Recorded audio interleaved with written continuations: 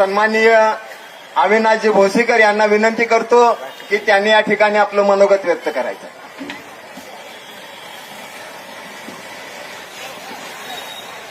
वंचित बहुजन आघाडीचा विजय हो.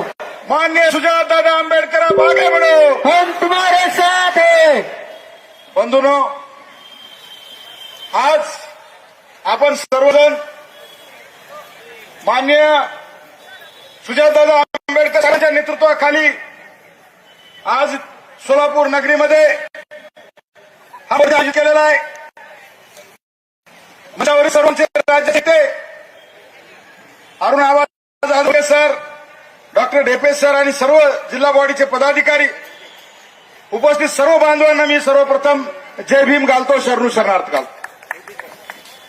बांधवांनो, माझ्यासारख्या लिंगायत चळवळीत काम करणाऱ्या कार्यकर्त्याला श्रद्धेय श्री बाळासाहेब आंबेडकर आणि माननीय सुजातदादा आंबेडकर साहेबांनी नांदेडची लोकसभा त्या ठिकाणी तिकीट दिलेलं आहे बांधवांनो. आणि एकदा नाही, 2 वेळा लोकसभा लढवण्याचं काम, माझ्यासारख्या कार्यकर्त्याला तिकीट देण्याचं काम माननीय सुजातदादा आंबेडकर साहेबांनी केलेलं आहे.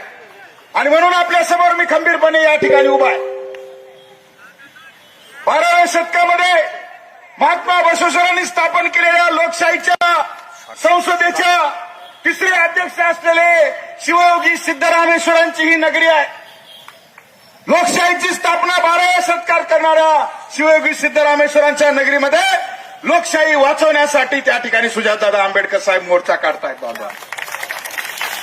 आणि म्हणून मला या ठिकाणी एवढंच सांगायचं, 2 मिनिटं बोलणार आहे. तर आपण सर्वजण त्या ठिकाणी सुजातदादांना ऐकण्यासाठी आलेला आहात. नांदेडमध्ये मी माझं उदाहरण देऊन मी या ठिकाणी थांबतो. 2024 साली झालेली जी पहिली लोकसभेची निवडणूक आहे, त्या ठिकाणी त्या लोकसभेच्या निवडणुकीमध्ये 11 लाख मतदान होतं नांदेड लोकसभेला. आणि त्या ठिकाणी आमचे खासदार श्री वसंतराव चव्हाण साहेब वारल्यामुळे पोटनिवडणूक लागली. आणि सरपंच साहेब 3 महिन्यामध्ये 11 लाख मतदानाचं 14 लाख मतदान झालं त्या ठिकाणी. 3च महिन्यात 3 लाख मतदान वाढलं. कुठून? 3 महिन्यात. 5-5 वर्षाला कुठं 50,000, 40,000, 30,000 मतदान वाढतं. 3 महिन्यामध्ये 3 लाख मतदान वाढलं.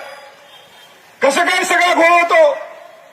मी या ठिकाणी एवढंच सांगणार आहे बांधवांनो, इथल्या तमाम ओबीसी, एससी, एसटी आणि सर्व मुस्लिम असतील, सर्व बहुजनवादी सर्व कार्यकर्त्यांना या माध्यमातून मी एवढंच सांगणार आहे की या देशामध्ये लोकशाही वाचवण्यासाठी एक आणि एकच नेता त्या ठिकाणी लढतोय आणि त्या नेत्याचं नाव आहे श्रद्धेय श्री बाळासाहेब आंबेडकर. कुठे बसले? मार्केटवाडीचे सरपंच साहेब, तुमचं आंदोलन सगळं शरद पवार साहेबांनी नरडाळा तुमचा घोट घेतलेला आहे. तुमचं आंदोलन शरद पवारांनी संपवलं. तुम्ही त्यांच्या भरोश्यावर त्या ठिकाणी उतरला होतात का नाही? काय झालं मग नंतर? कुठंच राष्ट्रवादी बोलत नाही, कुठंच उभाटाच उद्धव ठाकरे कुठं आहेत? ईव्हीएमवर एक शब्द बोलायला तयार नाहीत. कुठं आहेत काँग्रेसचे सगळे नेते मंडळी? रस्त्यावर उतरायला तयार नाहीत. एकमेव वंचित बहुजन आघाडी त्या ठिकाणी लढते. आणि म्हणून मला जाता एवढंच सांगायचं बांधवांनो, आपल्या डोळ्यावरचे पडदे उघडा. इथल्या तमाम ओबीसीच्या लोकांना माझं सांगणं आहे, अरे बेवकूफ लोकांना 100 तिकीट दिले आपल्याला. कोणी दिले?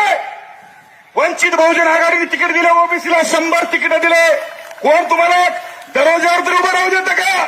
विधानसभेचे 100 तिकीट ओबीसीला वंचित बहुजन आघाडी आणि आंबेडकर साहेबांनी दिलेले आहेत. आम्हाला जिल्हा परिषद पंचायत समितीला उभं राहू देत नाही दरवाजावर कोणी. एवढे तिकीट दिले. ओबीसीच्या लोकांना मैदानात आणलं, राजकीय दृष्ट्या ताकद दिली.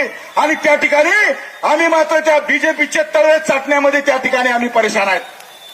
आणि म्हणून येणारा काळ जर ओबीसीला सत्तेत यायचं असेल, येणारी जिल्हा परिषद पंचायत समिती नगरपालिकामध्ये, तर एकमेव वंचित बहुजन आघाडी हा एकच पर्याय. आपण सगळ्यांनी ताकदीनं त्या ठिकाणी उभं राहावं. एवढंच या प्रसंगी बोलतो आणि थांबतो. जय हिंद, जय भीम, जय बसवा. बहुजन आघाडीचे